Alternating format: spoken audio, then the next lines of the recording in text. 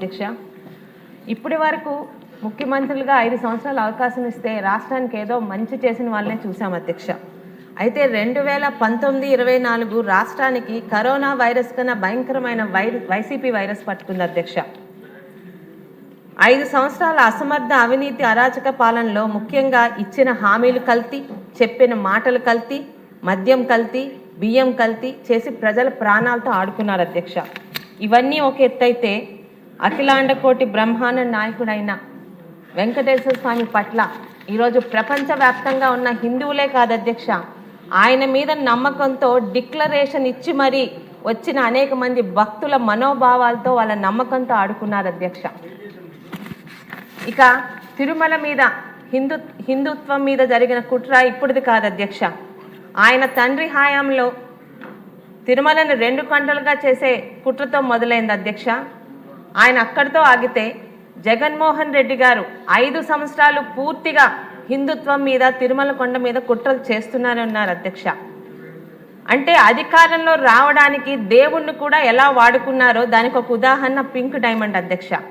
అదే pink diamond కేసుని వాళ్ళ అధికారంలోకి వచ్చాక 2020 ఫిబ్రవరిన ఆ కేసుని వాళ్ళు వెనక్కి తీసుకున్న దాన్ని బట్టే రాష్ట్ర ప్రజలకి ఈ సందర్భంగా మరొకసారి చెప్తున్నాను అధ్యక్ష, జగన్మోహన్ రెడ్డి మాట్లాడే ప్రతి మాట అధికారంలో రావడానికే. ఆ రోజు మాట్లాడిన మాటల్ని మళ్ళీ వాళ్ళ అధికారంలో కనీసం నిరూపించలేక వెనక్కి తీసుకున్నారు అధ్యక్ష. ఇక తిరుమలలో అన్యమత ప్రచారాలు అందరూ మాట్లాడారు అధ్యక్ష. బస్సు టికెట్ల మీద అన్యమత ప్రచారాలు కానీ, బ్రహ్మోత్సవాల అలంకరణలో అన్యమత చిహ్నాలు కానీ, ఆఖరికి తిరుమల వెబ్సైట్లో అన్యమత ప్రార్థనలు రావడం నిజంగా ప్రతీది కూడా 2019-2024 వైసీపీ హయాంలో తిరుమల తిరుపతి దేవస్థానంలో వేసిన ప్రతి అడుగు స్కామే, ప్రతీది ఒక కుట్రే అధ్యక్ష. ఇక అధ్యక్ష 2018న తిరుమల తిరుపతి బోర్డు డైరెక్టర్స్గా నాన్నగారు కూడా ఆ రోజు ఉన్నారు అధ్యక్ష. అంటే ఈరోజు అది చెప్పాల్సిన అవసరం ఉంది అధ్యక్ష. ఆ రోజు నాన్నగారితో పాటు మన సోదరి మరియు ఇప్పుడు మనకి హోంమంత్రిగా ఉన్న అనిత గారికి కూడా అది ఇచ్చాం అధ్యక్ష.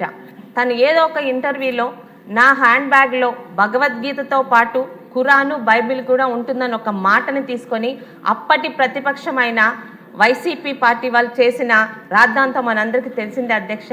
కానీ చాలా నిబద్ధతతో అనిత గారు ఆ రోజు ప్రమాణ స్వీకారం చేయకుండానే ఆ బోర్డు మెంబర్ పదవికి ఆమె రాజీనామా చేశారు అధ్యక్ష. అంటే అది టీడీపీ తాలూకా ఎమ్మెల్యేల తాలూకా నిబద్ధత అధ్యక్ష. మరి ఈరోజు 2019-24 మధ్యన ఇదే తిరుమల తిరుపతి దేవస్థానానికి అక్కడ చైర్మన్గా ఉన్న వైవి సుబ్బారెడ్డి గారు కానీ, కరుణాకర్ రెడ్డి గారు కానీ వారి తాలూకా మతాలు ఏంటో మనం ప్రత్యేకంగా చెప్పక్కర్లేదు అధ్యక్ష. వైవి సుబ్బారెడ్డి గారి సతీమణి స్వయంగా ఆమె బైబిల్ పట్టుకొని తిరుగుతున్న అలాంటి వాళ్ళకి తిరుమల తిరుపతి దేవస్థానం చైర్మన్ పదవి ఇచ్చినప్పుడే హిందుత్వం మీద ఆ దేవాలయాల పట్ల వాళ్ళ తాలూకా కుట్ర ప్రతి ఒక్కరికి అర్థమయ్యి తీరాలి అధ్యక్ష. ఇక దేవాలయాలపై దాడులు పరాకాష్ట అధ్యక్ష. ఇన్ని చేసిన కుట్రలతో పాటు ఇన్ని సంవత్సరాలుగా ఏ పార్టీలు కానీ, ఏ ముఖ్యమంత్రులు కానీ మన రాష్ట్రంలో అధికారంలోకి వచ్చినా ఎవ్వరూ చేయలేని బరి తెగింపు గత 5 సంవత్సరాలు ఆ పార్టీ వాళ్ళు చేశారు అధ్యక్ష. రామతీర్థంలో శ్రీరాముని చిరచ్ఛేదం కానీ, అంతర్వేది రథం దగ్ధం కానీ, కొండ బిట్రకుంట వెంకటేశ్వర స్వామి రథం దగ్ధం కానీ, ఇక బెజవాడ దుర్గమ్మ విగ్రహాల చోరీ కానీ, ఇవన్నీ 2019-24 వైసీపీ హిందుత్వం మీద, దేవుళ్ళ మీద చేసిన కుట్రలకు ఒక ఉదాహరణలు మాత్రమే అధ్యక్ష. ఇక ఈరోజు టీటీడీ సాంప్రదాయాన్ని పాటించని అప్పటి పాలకులు అధ్యక్ష. ఈరోజు హిందువులే కాదు ఏ మతస్థులైనా వెంకటేశ్వర స్వామిని దర్శించుకోవచ్చు. అయితే ఒక డిక్లరేషన్ మీద ఒక సాధారణ కండిషన్ పెట్టాం అధ్యక్ష.